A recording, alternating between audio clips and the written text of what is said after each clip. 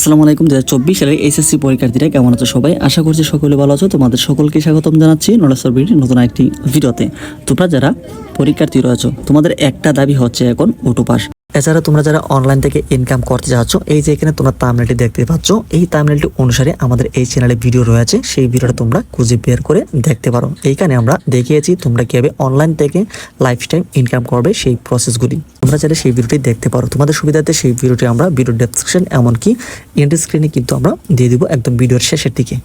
তো তোমাদের রুটিনটা কিন্তু পাবলিশ করা হয়েছে। তোমরা চাচ্ছ না এই রুটিন মোতাবেক, অর্থাৎ 11 সেপ্টেম্বর থেকে তোমাদের যে রুটিন পাবলিশ মোতাবেক তোমাদের যে পরীক্ষা রয়েছে সেই পরীক্ষা তোমরা দিতে যাচ্ছ না।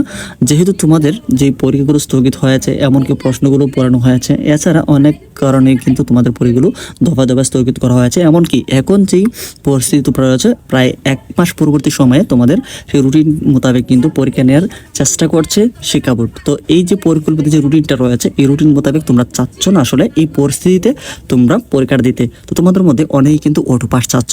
এই ক্ষেত্রে তোমাদের মধ্যে আসলে একটি মেজরিটি চেক করা হচ্ছে। এই কয়েকদিন ধরে কিন্তু আমরা দেখতে পাচ্ছি তোমরা অটো পাসের দাবিতে কিন্তু মানববন্ধন করে যাচ্ছ। তো তোমরা কিন্তু এখানে দেখতে পাচ্ছ সোশ্যাল মিডিয়া সহ বিভিন্ন জায়গাতে কিন্তু তোমাদের মধ্যে যারা অটো পাস চাচ্ছে, তোমরা কিন্তু এখানে তীব্র অর্থাৎ কঠোর আন্দোলন কিন্তু চাচ্ছে অটো পাসের জন্য। তো তোমাদের বিভিন্ন জেলাতে বিভিন্ন বিভাগে কিন্তু এরকম আন্দোলনটা হচ্ছে।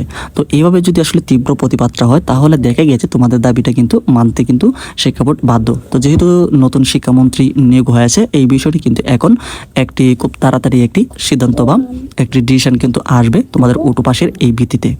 কিন্তু তোমাদের যে লক্ষ্যটা রয়েছে, সেটা কিন্তু তোমাদের যেই দাবিগুলো রয়েছে সঠিক জায়গাতে যতক্ষণ না পর্যন্ত যাচ্ছে, ততক্ষণ না পর্যন্ত তোমাদের কিন্তু এই বিষয়ে কিন্তু সঠিক একটি সিদ্ধান্ত কিন্তু তোমরা পাবে না। তো যেহেতু বাংলাদেশে গতকালকে শিক্ষা মন্ত্রণালয়ের শিক্ষামন্ত্রী কিন্তু নিয়োগ দেওয়া হয়েছে বা শপথ নেওয়া হয়েছে। তো তোমরা কিন্তু এখানে দেখতেই পাচ্ছ একটি নিউজ রয়েছে। তো এইখানে কোন মন্ত্রণালয়ে বা শিক্ষা মন্ত্রণালয়ে কে নিয়োগ পেয়েছে এই বিষয়টি, তো তার হেডলাইনে কিন্তু আসলে আমরা কিন্তু এখানে দেখতে পাচ্ছি নতুন উপদেষ্টাদের কে কোন মন্ত্রণালয়ে জায়গা পেয়েছে বা সেখানে শপথ গ্রহণ করেছে সেই বিষয়টি কিন্তু এখানে দেওয়া রয়েছে। তার বিস্তারিত একটু নিচে আসলে কিন্তু আমরা এই বিষয়ে একটু বিস্তারিত আমরা কিন্তু দেখতে পাচ্ছি। বিস্তারিত অংশে আমরা কিন্তু রয়েছে অন্তর্বর্তী সরকারের শপথ নেন নতুন 4 উপদেষ্টার মধ্যে দফতর বন্টন করেছে সরকার। শুক্রবার 16 আগস্ট অর্থাৎ গতকালকে রাতে জনপ্রশাসন মন্ত্রণালয়ের সূত্রে এই বিষয়টি কিন্তু জানানো হয়েছে। তার নিচে আরেকটু বিস্তৃত অংশ রয়েছে এখানে। এতে বলা হয়েছে নতুন উপদেষ্টাদের মধ্যে ওয়াহিদ উদ্দিন মাহমুদ, অর্থাৎ ওয়াহিদ উদ্দিন মাহমুদ কিন্তু পরিকল্পনা ও শিক্ষা মন্ত্রণালয়ের দায়িত্ব দেওয়া হয়েছে। এমনকি সেই মোতাবেক কিন্তু তিনি বা শিক্ষা মন্ত্রণালয়ে কিন্তু তিনি শপথ গ্রহণ করেছে গতকাল, অর্থাৎ শিক্ষা মন্ত্রণালয়ের শিক্ষামন্ত্রী হিসেবে কিন্তু তিনি গতকাল শপথ গ্রহণ করেছে।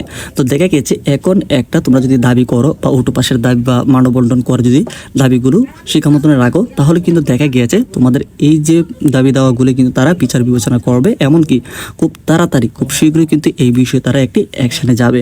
তো তোমাদের পরীক্ষা নেবে নাকি আসলে অটো পাসের ভিত্তিতে তোমাদের যে রেজাল্টটা সেটা আসলে মূল্যায়ন করবে এই বিষয়টি। তবে আজকে 3টার পরবর্তী সময়ে তোমাদের মধ্যে অনেক কিন্তু যারা অটো পাসের শিক্ষার্থী বা অটো পাস যারা চাচ্ছ, তোমরা কিন্তু একটি সমাবেশে একটি আয়োজন করেছে ঢাকার দিকে। তো এই বিষয়ে তোমরা কিন্তু অনেকেই আজকের এই ভিডিওটি পাবলিশ হওয়ার পরে কিন্তু অনেক কিছু ইনফরমেশন জানতে পারবে আসলে তোমাদের অটো পাসের ভিত্তিতে। কারণ হচ্ছে কোটা আন্দোলনকারীদের যারা সমন্বয়ক রয়েছে তারা কিন্তু এই পুরো বিষয়টিকে একটু চেক আপ করতেছে আসলে তোমাদের মেজরিটি কেমন রয়েছে, অটো পাসের বেশি রয়েছে না আসলে পরীক্ষার্থী বেশি রয়েছে। অর্থাৎ তোমাদের যেই মধ্য থেকে অনেকে কিন্তু পরীক্ষা দিতে যাচ্ছে, আবার অনেকে চাচ্ছে অটো পাসের দাবিতে।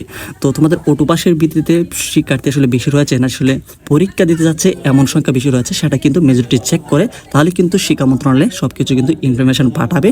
আসলে সারা দেশে আসলে যেই শিক্ষার্থীদের যেটা আসলে ভালো হবে সেটাই কিন্তু তারা করতে চাচ্ছে। তো তোমরা আসলে কোনটা চাচ্ছ? তোমরা অটো পাস চাচ্ছ না আসলে পরীক্ষা দিতে চাচ্ছ? সেই বিষয়টি অবশ্যই কমেন্ট সেকশনে জানাবে।